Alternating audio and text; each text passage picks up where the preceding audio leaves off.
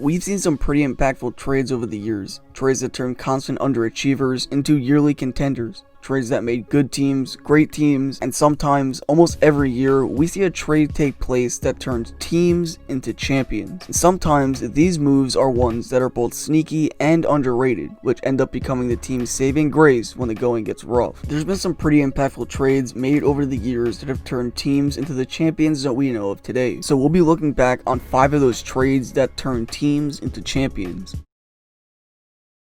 March 4th, 1991. Up to this point, Mario Lemieux's Pittsburgh Penguins have never made it past the conference finals, and we're hoping to finally get that monkey off their backs, and fill in holes along the way. The Penguins, despite some star power up and down the lineup, were still lacking a true number 1 center to back up Lemieux. On top of that, they needed a gritty defender who could lock down the opposition. Little did they know that they would be lucky enough to acquire both of those needs in one huge trade package. The Penguins would acquire tough and gritty defenseman Ulf Samuelsson and arguably one of the most underrated stars in history, Ron Francis, from the Whalers in exchange for Zarley Zalewski, John Cullen, and Jeff Parker. This move instantly made the Penguins a better team, and they would be able to cruise past the competition at postseason and capture the franchise's first ever Stanley Cup. However, it didn't even end there, as the following season they would once again win the Cup, going back to back between 1990 to 1992. This move was huge for Pittsburgh, but as for Hartford, things ended not as great. Cullen would be pretty solid, actually producing 77 points in 77 games, but would eventually be traded to Toronto after a slow start a season later. Zalewski was decent, producing 20 goals in his first year as a Whaler, but would get no more than 37 points for the remainder of his career. This trade ultimately set up one team for success and another to Raleigh, North Carolina, as the Whalers' poor asset management and other issues elsewhere would push them out of Hartford.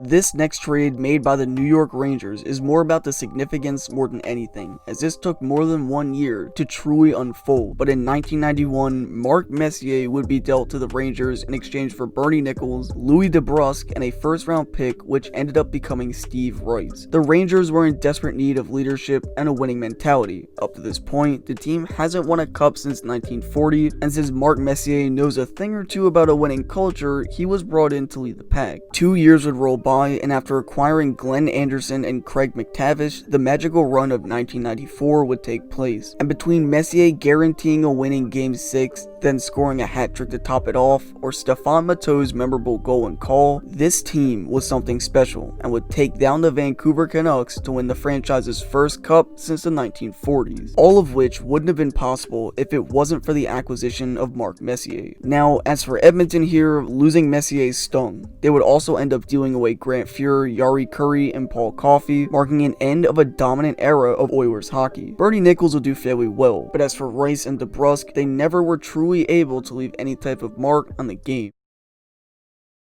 For this scenario, we're going to tell the tales of both massive trades, as both played a huge part in the Colorado Avalanche's dominance throughout the late 90s and early 2000s. We all know the story of Eric Lindros, when he refused to play for the team and under the owner. Well, Lindros would hold out until getting the trade that he wanted. The then Quebec Nordiques would find a ton of suitors, 2 in particular, who actually both had deals made for Eric Lindros. Well, one team can thank an arbitrator, the Flyers in particular, as he ruled that the deal with the Flyers was unbreakable, and this move would forever leave a mark in hockey history. The return the Nordiques got back for a guy who's never played a single game up to that point was beyond insane. They would acquire Ron Hextall, Mike Ritchie, multiple picks, and players, but perhaps the one that stands out the most was 6th overall pick Peter Forsberg. Forsberg would become a huge reason as to why the Colorado Avalanche were as good as they were. Fast forward a few years later, the Nordiques are now the Avalanche, and that Forsberg guy is tearing everyone apart. The Avalanche were still in need of that final piece to put them over the edge, however, and they were lucky that the great Patrick Waugh gave up 10 goals in one night in Montreal, as in total frustration, Waugh stormed to the bench and stated to Habs president Ronald Corey that it was his last game in Montreal. Waugh would then find himself in Denver days later, as the Avalanche would acquire the legendary goalie in exchange for Andrei Kovalenko, Jocelyn Thibault, and Marty Rosinski.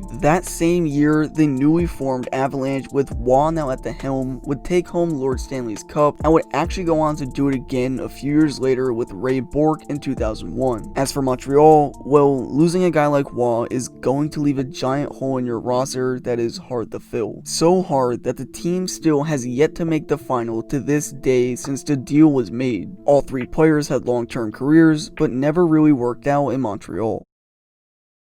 During the 1996 season, just a week into regular season play, the Red Wings decided to make a huge splash. They knew they needed a few pieces in order to truly take that next step, and they hit up Hartford to send away an aging Paul Coffey, Keith Primeau, and a first-round pick in return for one of the best power forwards in the game in Brendan Shanahan. Little did they know that he would be the missing piece to their massive success, as Shanahan would immediately take off in Detroit as his outstanding smarts and style of play helped Detroit take over the 90s and early 2000s. They would take home 3 Stanley Cups in a span of 5 seasons, and Shanahan would help enhance the star power that the team possessed, helping them dominate night after night. As for Hartford, well, they missed out again. Paul Coffey would have a horrendous season as a Whaler, nothing like anything we've ever seen from him before, and Primeau would find his way to Philly after 3 solid seasons in Hartford/Carolina.